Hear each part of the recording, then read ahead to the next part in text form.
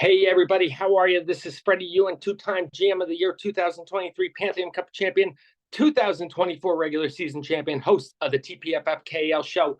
Just got a text message from our commissioner letting us know that 13 weeks from today, we will be having the TPFFKAL draft. It's going to be here before we know it. Very exciting. Got a lot of things to talk about today. We also have a league that's starting to get a little spurt, the John Galt League. I'm sure we're gonna get Mr. Murray on the show at some point, and we might get Sasquatch on the show as well. Sasquatch has never been on the TPFFKL show before.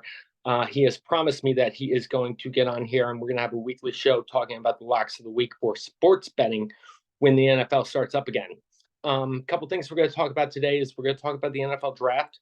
Fantasy impact players that I think are going to be a big fantasy impact. It's all about finding the puka, really finding this year's puka. But great draft for 2024 Fantasy Football League. What was the number? 14 of the first players were all offensive players, and a lot after that. Let's get to quarterbacks, starting out and talking quarterbacks. Whew. Caleb Williams, Jayden Daniels, Drake May, J.J. McCarthy, Bo Nix. 5 quarterbacks all drafted within the first 12. Who is going to make the biggest fantasy football impact? I think obviously the first person that you got to take is Williams. What the Bears have done in the offseason, adding Keenan Allen, also drafting Romeo and Dunze with the 9th pick, and the other guy who's still on there, who's on my fantasy team. I always forget his name, but the Bears are going to have a good offense. They're going to give Williams every opportunity to compete. Williams is a good quarterback. He's got a lot of solid. He's going to have some rookie mistakes. I don't think he's going to be, the do it all end off when you start out, but I think, for dynasty leagues, he is going to be a pretty good pick. Jayden Daniels, I think, is probably going to have the best fantasy rookie season. I think Washington is just going to throw him right to the fire. Doesn't have a lot of great receivers. Offensive line isn't that great. Kingsbury's offense, he should fit right into, though. I think Daniels is going to do a lot of running. He's going to do a lot of throwing. I think you're going to see a lot of similarities to RG3 and what he did his rookie season. Jayden Daniels, I know in the TPFFKAL, he's going to be, we have so many Commander fans that everyone's going to be after him, but I think he's a good pick. Drake May is probably going to sit the bench for a while. He has a chance to be a great player, but he's really, a guy that you're probably not going to want to spend any money on. You'll probably be able to pick him up in free agency. Penix, another guy who is, jury's still out on what's going to happen with Penix. The guys, they signed Kirk Cousins. Atlanta then takes Penix with the 8th pick. He's older than everyone else. He's a left-handed quarterback, has a lot of speed to him. Probably isn't going to start for about 3 years. I don't think Penix is going to, I don't think he's a pick right now. I really don't think you should spend any money on him. McCarthy. I'm not big on J.J. McCarthy. I really am not big on J.J. McCarthy. I think he had a great offensive line at Michigan. He had was able to throw the ball, had all the time in the world.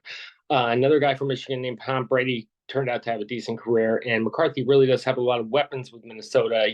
He's really, just going into a great thing with Jefferson and whatnot. I think Jefferson's numbers will improve slightly than last year because, Minnesota was, slinging quarterbacks left and right with Cousins out. But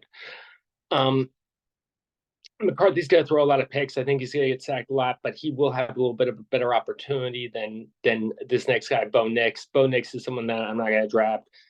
Denver is just awful. They got no receivers. They got no offensive line. They got no defense. Bo Nix is going to take a beating like you wouldn't believe. Wide receivers. This guy, it's going to be hard to make this guy a keeper unless he goes off, because I think he's going to be very expensive when he goes. And I think he's going to be all worth the money, because I think as long as Kyler Murray's healthy, Marvin Harrison is going to have a great career and a great first season. I think Marvin Harrison is probably going to win Offensive Rookie of the Year. Guy's a great player. If there weren't so many quarterbacks drafted, he would have probably been the first pick in the draft. Malik Neighbors. I think Neighbors, it really all depends on Daniel Jones. If Daniel Jones is healthy, Neighbors is going to be a decent pick. I think he's someone to stash away too. Giants don't have a lot of offense right now. They don't have an offensive line. Neighbors is going to get a lot of balls thrown to him. Whether he does something about it is really up to him, but I think the Giants are not going to have a whole lot of offense this year, and it's going to be tough. Same thing with the Dunzy, who was the ninth pick. A Dunzy is, he's the third guy in the totem pole. Dunzy's going to have a great career, I think, though. He's definitely a guy to take in a stash, but I would not spend a lot of money on him early. Tight end, Brock Bowers. Brock Bowers goes with the 13th pick to Georgia. Little bit of a surprise pick from the Raiders because they took a tight end, Michael Mayer, last year. Bowers is a beast. Problem too is that, the Raiders don't really have a quarterback, but that's probably a good thing for tight ends because, when there's not that much of a good quarterback, tight ends usually get the ball more. So I think Bowers is going to be decent. He's definitely going to be a lot more better than the guy Pitts, who Atlanta took, who's really has turned out to be nothing. But I think Bowers will be a good stash. Him being the next Travis Kelce is, that's still to be determined. But I think Bowers is a decent pick. Good guy to stash. One guy I like, picked with the 23rd pick, is Brian Thomas, wide receiver from LSU, goes to the Jacksonville Jaguars.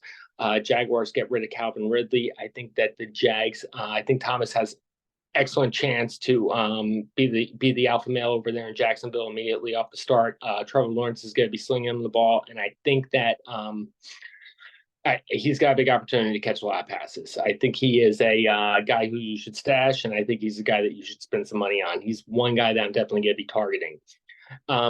Xavier Worthy, wide receiver, going to Kansas City. Guy is fast, quick. Broke the record for the 40. Has a lot of speed, but Worthy, I don't think. I know that Kansas City, they picked up a couple other wide receivers, and Kansas City has really been, they won the Super Bowl 2 years in a row, which is great, but they've really been juggling around a lot of receivers ever since Hill left. He's really not hasn't really had the alpha male receiver. Travis Kelce has definitely been a lot of that offense. I think Xavier Worthy is going to have a so-so. He's going to score a couple long touchdowns, a couple highlight films, but I don't think he's going to be your every game wide receiver. He's got a chance to be the next Tyreek Hill, but it's not going to happen this year. So he's definitely a guy that you would think about stashing. Ricky Pearsall, Florida, goes to the San Francisco 49ers. Don't like him at all. Don't like this pick. Purdy's got guys to throw to right now. Those guys, lots of trade rumors, but they haven't went anywhere. I don't think Pearsall's going to get too much of an opportunity. And if not, it's going to come later in the year. Xavier Leggett, South Carolina, goes to the Carolina Panthers. I think he's going to be pretty decent. He's going to get an opportunity to get the ball a lot. They got their quarterback Bryce Young in their second year, might have a decent chance to get the ball a little bit. Just want to go in the second round of wide receivers really quickly, let you know some other guys that I like. Keon Coleman, the Buffalo Bills. Keon Coleman is one guy that I'm going to be targeting. A lot of other people are going to be targeting too. Ever since the Bills got rid of Diggs, they're going to ask a lot for Coleman. They got a great quarterback in Josh Allen. They really got to go get him. Another guy I like too is Ladd McConkey from Georgia, going to the Chargers. The Chargers have no wide receivers right now. McConkey's going to have lots of opportunity. Jalen Polk, Washington, goes to the New England Patriots. I really don't see the Patriots scoring a lot of offense. Don't think Polk is a very good pick. Maybe someone to keep in stashes. I don't really think so. And the last guy that I want to talk about, which is a huge pick, this guy went way later than everyone thought he would. I thought this guy was going to be a first-round pick. He had some off-field issues, but he is this guy's a great player. He's going to give that guy from Florida over in Indianapolis every chance to have a good wide receiver on his side. That's Adonai Mitchell, drafted by the Indianapolis Colts with the 57th pick. I really like this guy. He's someone that I'm going to go after, and he's someone that I'm going to try to keep. Going to the running back side, let me see if I can get the running back positions up really quickly. Talk about the running backs that I like. Jonathan Brooks, Texas, really good running back. He was the only running back picked in the second round, first running back pick. He went to the Carolina Panthers. Panthers have some running backs on their team. I don't think Brooks is going to get a lot of opportunities. I think they're really going to use kind of like a three-headed back. Brooks is someone that you want to hold on to, though. I think he's going to put some points up later on in the year. Eventually, he is going to be the alpha male at Carolina. Another guy, Trey Benson, Florida State, goes to Arizona. Benson's another good running back. He's going to have a lot of opportunities with Arizona. I think Arizona with Harrison and Benson, they're going to have a much better offense. Benson's going to have some opportunities. Does Carolina have that offense? I don't know. Next guy is a guy I really like. I really like Blake Corum going to the Chargers. Blake Corum, I thought he was really great at Michigan. Really liked watching him. He's going to have a huge opportunity too over on the Rams. Another guy who's going to have a big opportunity is Marshawn Lloyd with the Packers. I know that the Packers got the guy from Oakland, but he's getting a little bit of rage. I think Lloyd's going to have an opportunity. He's definitely a stash player. One guy that I really like too, I'm going to skip over one guy really quick, but one guy that I really, really like who I'm going to be targeting a lot is Bucky Irving, Oregon, going to Tampa Bay. Tampa Bay doesn't really have a running back right now. They're going to have an opportunity to give the ball to Irving. They beat the Eagles in the playoffs last year. They have a good team. Baker Mayfield is reignited. So they have a really good chance. And the last guy that I'm going to talk about, Jalen Wright, goes to Miami from Tennessee. Really don't know what Miami was doing taking that pick. He was a 4th-round pick. Don't think he's going to get a lot of opportunity there. Miami's got Archain and a couple other people. And, one more stash way down there that I like in the 4th round, pick number 28 is Ray Davis from Kentucky. He goes to the Buffalo Bills. James Cook had a really good year last year, but I think Ray Davis is going to challenge him for touches. And, so those are my rookies, everybody. I am going to talk a little bit. I wanted to talk about, they came out with the 8 breakthrough players, and I just wanted to talk about that a little bit in my next show. What everyone wants to know, though, we're going to talk about the John Galt League. Don't know much about it. I am the host of the TPFFKAL show. I had promised Joe Moo if he subscribed to the TPFFKAL show. He unsubscribed when he left TPFFKAL. And he is still unsubscribed. So I said if he resubscribes to the show, then he can. Then I'll join the John Galt League. And apparently, the John Galt League is no cap room, which I don't know if you can do. He wants it to be like no limit hold'em, but no limit hold'em does have table stakes.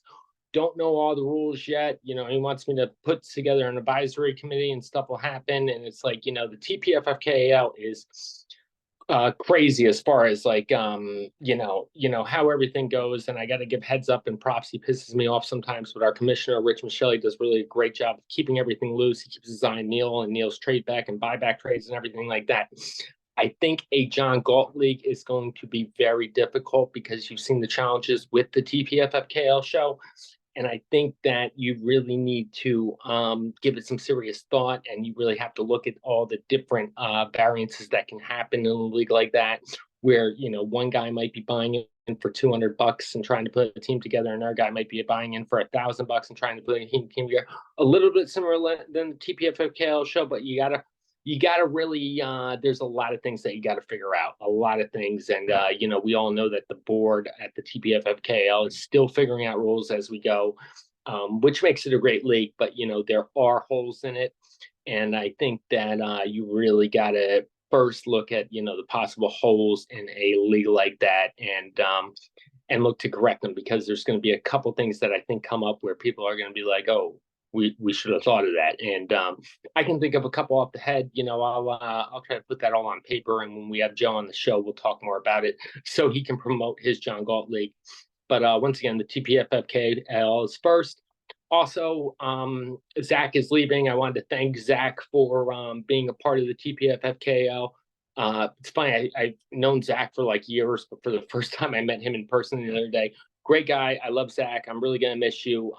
Really good fantasy football player. Smart guy, knew his football. Wish he wasn't leaving.